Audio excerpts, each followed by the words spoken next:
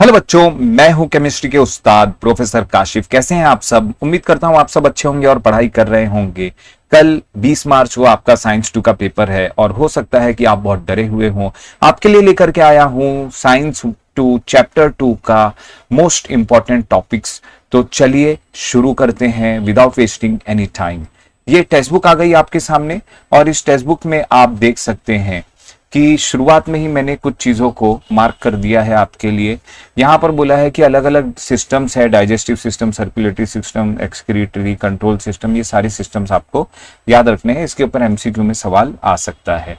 अब हमारे बॉडी के लिए एनर्जी कहाँ से मिल रही है? कार्बोहाइड्रेट, फैट, लिपिड से मिल रही है। और कहाँ पर हार्वेस्ट हो रही है? माइटोकॉन्ड्रिया के अंदर एनर्जी ऑब्टेन की जा रही है इन चीज़ों से। कार्बोहाइड्रेट कहाँ मिलता है? Milk, fruit, jaggery, cane sugar, vegetable, potato, sweet meat, cereal वगैरह में। 4 kilo calorie of carbohydrate 1 gram से मिलता है। किलो कैलोरी है, याद रखिएगा। आगे चलते हैं, डायग्राम बहुत इंपॉर्टेंट है। रेस्पिरेशन के वक्त हमें एनर्जी जिस फॉर्म में मिलती है वो फॉर्म है एटीपी, एडिनोसिन ट्राइफॉस्फेट। और यहाँ पर क्या होता है? A glucose product is oxidise step by step और इसे सेलुलर रेस्पिरेशन कहते हैं। सेलुलर रेस्पिरेशन की 2 टाइप है। एक है एरोबिक रेस्पिरेशन जिसमें ऑक्सीजन इज इन्वॉल्व, दूसरे में ऑक्सीजन इन्वॉल्व नहीं होती, वो है एनारोबिक रेस्पिरेशन।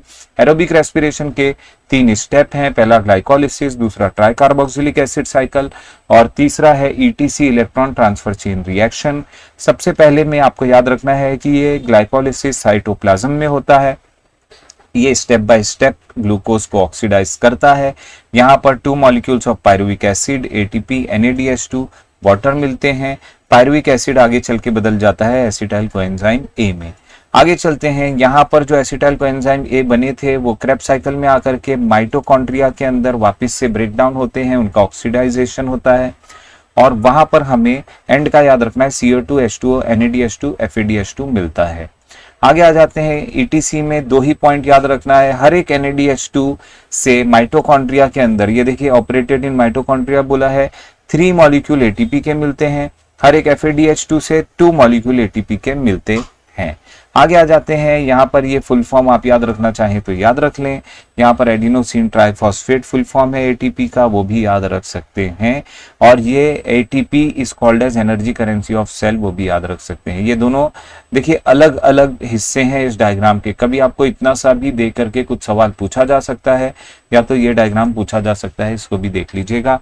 आगे चलते हैं, both the tables are very very very important. उसमें लेफ्ट वाला टेबल और ज्यादा इंपॉर्टेंट है। आगे आ जाते हैं, यहाँ पर फर्मेंटेशन क्या होता है? ग्लूकोज इज इनकम्प्लीटली ऑक्सीडाइज्ड और लेस अमाउंट ऑफ एनर्जी मिलती है। पायरुविक एसिड जो प्रोड्यूस होता है वो आगे जाकर के ग्लाइकोलिसिस के बाद ऑर्गेनिक एसिड या अल्कोहल बना देता है, इसे हम फर्मेंटेशन कहते हैं। कुछ हायर प्लांट और एनिमल भी फर्मेंटेशन करते हैं, लेकिन कब? जब depletion of oxygen level in the surrounding देखा जाएगा, मतलब ऑक्सीजन लेवल कम हो गया है तभी। आगे आ जाते हैं, सीड्स भी एनारोबिक रेस्पिरेशन परफॉर्म करते हैं। कब? जब वहां पर जर्मिनेशन होता है और सॉइल जो है पानी के अंदर सबमर्ज हो जाती है। यहाँ पर गिव रीजन आता है कि why do we feel tired. यहाँ पर our muscles perform anaerobic respiration while performing the exercise, इस वजह से लेस अमाउंट ऑफ एनर्जी बनती है and lactic acid is accumulating in the body. Accumulate मतलब जमा हो जाता है। आगे का जो टॉपिक है वो different type of food component के ऊपर सवाल है। तो यहाँ पर सबसे इंपॉर्टेंट बात बताया कि एक्सेस ऑफ कार्बोहाइड्रेट हमारे बॉडी में लीवर में और मसल में जमा कर दिया जाता है। कौन से फॉर्म में? तो ग्लाइकोजेन के फॉर्म में। ग्लूकोज बदल जाता है ग्लाइकोजेन में। अब अगला टॉपिक है प्रोटीन। प्रोटीन क्या है? प्रोटीन मैक्रो मॉलिक्यूल है। मैक्रो मतलब बड़ा, बहुत बड़े मॉलिक्यूल है।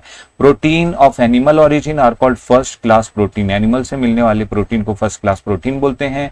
4 किलो कैलोरी एनर्जी पर ग्राम ऑफ प्रोटीन मिलती है। उसके बाद ये टेबल इंपॉर्टेंट है।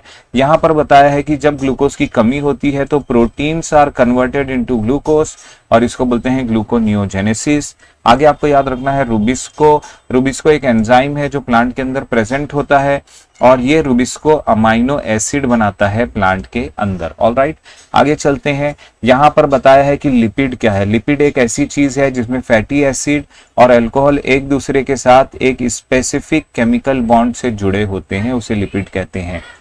फैटी एसिड किस लिए यूज होते हैं बॉडी में, तो हार्मोन बनाने के लिए, progesterone, oestrogen, testosterone, अल्डोस्टेरोन।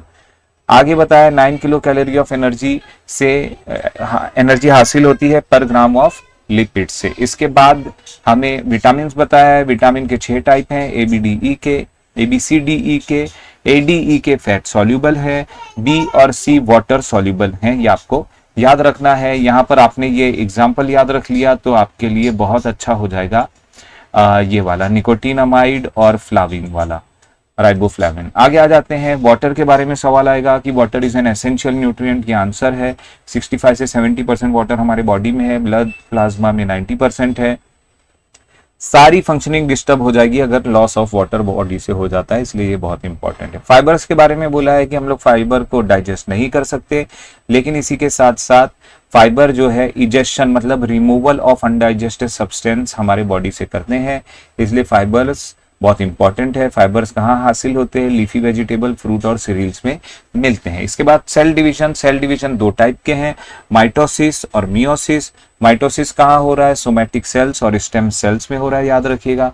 Whereas meiosis occurs in germ cell. आपको एक बात बता दूं कि माइटोसिस और मियोसिस का आप डिस्टिंग्विश पढ़ लें, आपके लिए ज्यादा अच्छा है। इसके बाद बताया है कि 2 हिस्से हैं माइटोसिस के, एक है कैरियोकाइनेसिस और एक है साइटोकाइनेसिस।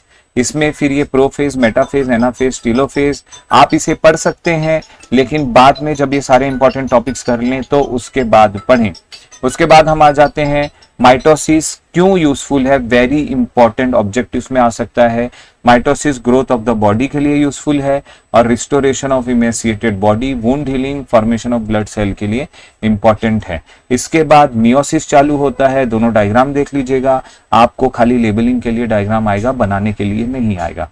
यहाँ पर ये पॉइंट वेरी इंपॉर्टेंट, मियोसिस 1 अलग क्यों है, क्योंकि इसके अंदर रिकॉम्बिनेशन और crossing over of homologous chromosomes होता है। आगे आ जाते हैं, यहाँ पर बताया है कि मियोसिस का क्या फायदा है, तो process of gamete production and spore formation occurs in meiosis, याद रखिएगा।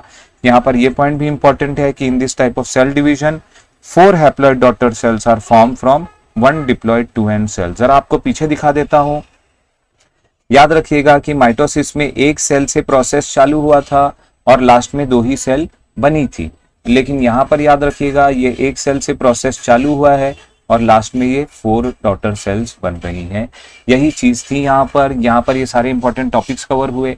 उम्मीद करता हूँ कि आपको समझ में आ गया होगा। ऑल द बेस्ट सारे बच्चों, आप अच्छे से अच्छा नंबर लाएं, यही दुआ है।